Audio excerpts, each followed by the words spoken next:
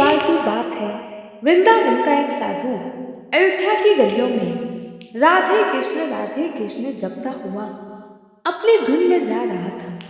तभी सामने से अयोध्या का एक साधु वहां से होकर गुजरा तो राधे कृष्ण सुनकर उस साधु को बोला, अरे जपना ही है तो सीता नाम जपो, क्या उस टेढ़े का नाम जपते हो। अयोध्या के साधु की बात सुनकर वृंदावन का साधु भड़क गया और चिढ़कर बोला, जरा जुबान संभाल कर बात करो, हमारी जुबान पान भी खिलाती है तो लात हुई। तुमने मेरे इष्ट को टेढ़ा कैसे बोला। तब अयोध्या वाला साधु बड़ी प्रेम से बोला, हाँ मैंने सही तो कहा है, इसमें गलत क्या है। तुम्हारे कन्हैया तो टेढ़े ही हैं, उनका एक काम भी सीधा हो तो मुझे बताओ। उनका नाम टेढ़ा कृष्ण, उनका धाम टेढ़ा वृंदावन।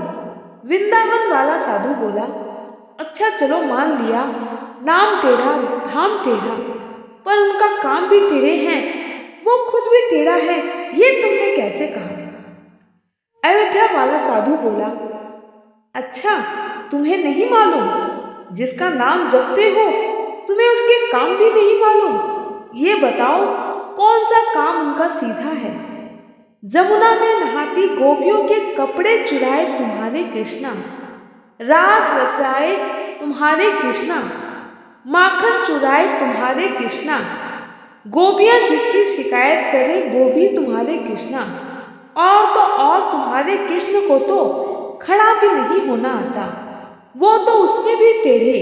क्या कभी सीधे खड़े देखा है तुमने अपने कृष्ण को। वृंदावन के साधु को बड़ी बेइज्जती महसूस हुई। उनको अपने कृष्णा के बारे में कही हुई हर एक बात सही लग रही थी और बिना किसी को कुछ कहे सुने बताए सीधे जा पहुंचे बिहारी जी के मंदिर। अपना डंडा डोरिया पटक कर बोले, ये लो अपनी लकुटी, ये लो अपनी कमरिया, और पटक कर बोला, ये अपनी सोटी भी संभालो, हम तो चले अयोध्या राम जी की शरण में। और सब पटक कर साधु चल दिए। अब बिहारी जी भी कैसे रहते अपने भक्त के बिना, चल दिए अपने भक्त के पीछे पीछे।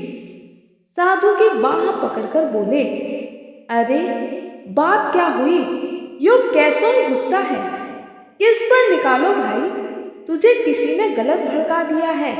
पर साधु कहाँ मानने वाला। तब नंद किशोर बोले, अच्छा जाना है तो तेरी मर्जी, पर ये तो बता राम जी सीधे और मैं टेढ़ा कैसे। कहते हुए बिहारी जी कुएं की तरफ नहाने चल रहे। कृष्ण भर गुस्से से बोले, आपका नाम टेढ़ा कृष्ण, धाम आपका टेढ़ा वृंदावन, काम तो सारे टेढ़े, कभी किसी के कपड़े चुराए, कभी गोपियों के माखन चुराए, और सीधे तो तुझे कभी किसी ने खड़े होते भी नहीं देखा। अब बता तेरा सीधा है क्या। अयोध्या वाले साधु से हुई सारी झेलझेल और बेइज्जती की सारी भड़ास निकाल दी। बिहारी जी मुस्कुराते रहे और झट से अपनी बाल्टी कुएं में गिरा दी। फिर साधु से बोले, अच्छा जाना है तो जाओ, पर जरा मदद तो कर जाओ, तनिक एक सरिया ला दे तो मैं अपनी बाल्टी निकाल लूंगा। साधु सरिया ला देता है और कृष्ण सरिये से बाल्टी निकालने की कोशिश करने लगते हैं। साधु बोला, अब समझ आई कि तुझमें अकल भी ना है। क्या अकल भी तुझे टेढ़ी है। सीधे सरिये से बाल्टी कैसे निकलेगी। सरिये को तनिक टेढ़ा कर, फिर देख कैसे एक बार में बाल्टी निकल आवेगी। बिहारी जी मुस्कुराते रहे और बोले, जब इस छोटे से कुएं से एक छोटी सी बाल्टी नहीं निकाल पा रहे हो, तुम्हें इतने बड़े भव सागर से कैसे पार लगाएंगे। हाँ सही कह रहे हैं, तुम ही बताओ, जब भक्तों को पार लगाने का बेड़ा उठाए हैं तो उनके लिए टेढ़ा तो होना पड़ेगा। भगवान का भक्त भगवान को एक तक देखता रहता है। अरे आज का इंसान तो इतने गहरे पापों के भवसागर में डूब चुका है कि इसे निकालने के लिए बिना टेढ़े हुए काम नहीं चलेगा। और रही बात मेरे राम, और कृष्ण स्वरूप की, तो तुम्हें जो अच्छा लगे वो अपना लो। भक्त मुझे जैसे याद करेगा मैं वैसे ही आ जाऊंगा। प्रभु के ऐसे सुंदर वचन सुनकर साधु रोने लगा और हमारे बांके बिहारी ने उसे गले लगा लिया। बोलो टेढ़े वृंदावन बिहारी लाल की जय। दिया मिट्टी का है या सोने का, यह महत्वपूर्ण नहीं है भक्तों, बल्कि वो अंधेरे में प्रकाश कितना देता है यह महत्वपूर्ण है। एक बार की बात है, एक संत जंगल में कुटिया बनाकर रहते थे और प्रभु से सदैव एक ही बात कहते, हे मुरली वाले, तेरी राह देखते देखते उम्र बीत गई, अब तो दर्शन दे दे। और ऐसा कहकर अपने दैनिक कार्यों में लग जाता, नहाना, खाना पीना, नित्य की पूजा पाठ इत्यादि। एक दिन भरी दोपहरी में उस संत की कुटिया में थका हारा पानी की तलाश में एक शिकारी आया। वह कुटिया में गया और साधु को देखकर प्रणाम किया और पूछा, बाबा आप कौन हैं और आप घने जंगल में क्या कर रहे हैं? संत ने सोचा, यदि मैं इससे कहूंगा कि भगवान श्री कृष्ण के इंतजार में बैठा हूं तो शायद इसको ये बात समझ में नहीं आएगी। संत ने दूसरा उपाय सोचा।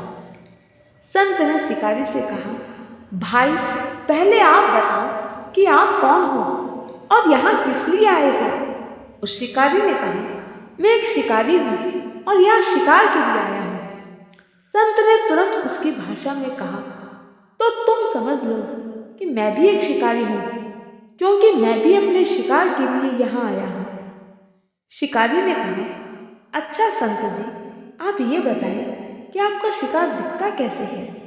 आपके शिकार का नाम क्या है? हो सकता है मैं आपकी कुछ मदद कर दूं। संत सोच में पड़ गए, इसे कैसे बताऊं? फिर संत ने कुछ समझकर कहा, वो दिखने में बहुत ही सुंदर है, सांवला सलोना, उसके सिर पर मोर मुकुट है, हाथों में बंसी है। और ऐसा कहते कहते संत रोने लगे। शिकारी ने सोचा, लगता है शिकार न मिलने की चिंता में दुखी है। शिकारी बोला, बाबा रोते क्यों हो? अगर आपको वही शिकार चाहिए तो मैं आपको वचन देता हूँ, मैं आपके शिकार को जब तक ना पकड़ लूं तब तक पानी भी नहीं पीऊंगा और आपके पास नहीं आऊंगा। अब वह शिकारी घने जंगल के अंदर गया और जाल बिछाकर एक पेड़ पर बैठ गया। यहाँ पर इंतजार करने लगा। एक दिन बीता, दूसरा दिन बीता और फिर तीसरा दिन। भूखे प्यासे शिकारी को नींद आने लगी।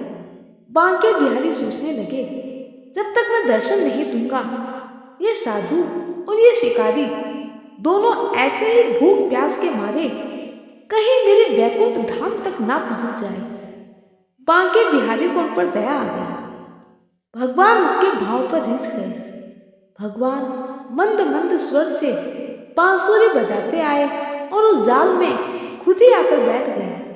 जैसे ही शिकारी को फंसे हुए शिकार का अनुभव हुआ, तुरंत नींद से उठे और उस सारे भगवान को देखा। जैसा संत ने बताया था, उनका रूप हूबहू वैसा ही था। शिकारी की आंखें खुली की खुली रह गई। ऐसा सुंदर स्वरूप ना पहले कभी देखा। और जब वह होश आया तो वह जोर जोर से चिल्लाने लगा, मिल गया, मिल गया, शिकार हो गया। शिकारी ने उस शिकार को जाल सहित खंडे पर बिठा लिया और कहता हुआ जा रहा था, आज 3 दिन के बाद मिले हो, खूब भूखा प्यासा रखा, अब तुम्हें मैं छोड़ने वाला नहीं हूं। शिकारी धीरे धीरे कुटिया की ओर बढ़ रहा था। जैसे ही संत की कुटिया आई तो शिकारी ने आवाज लगाई, बाबा, ओ बाबा। संत ने तुरंत दरवाजा खोला और ये क्या, भगवान स्वयं शिकारी के जाल में उस शिकारी के खंडे पर बैठे हैं। भगवान श्री कृष्ण जाल में फंसे मंद मंद मुस्कुरा रहे हैं। शिकारी बोला, आपका शिकार लाया हूं बाबा, बड़े मुश्किल से मिले हैं। संत के आज होश उड़ गए। संत फूट फूट कर रोने लगे, मैंने आज तक आपको पाने के लिए प्रभु अनेक प्रयास किए, लेकिन आपने दर्शन नहीं दिए। आज आप मुझे इस शिकारी के कारण मिले हो। प्रभु, क्या मेरी भक्ति में कोई कमी रह गई थी जो आपने इतना समय लगा दिया? तो प्रभु बोले, इस शिकारी का दृढ़ निश्चय तुमसे ज्यादा था। अरे पगले, इसका विश्वास भी तुम्हारे विश्वास से ज्यादा है। इसीलिए आज जब 3 दिन बीत गए तुम्हें आए बिना नहीं रह पाया। लेकिन तुम निराश क्यों होते हो? तुम्हारी वजह से ही तो आज ये शिकारी मुझे प्राप्त कर गया। और प्रभु ने कहते हुए संत को गले लगा लिया।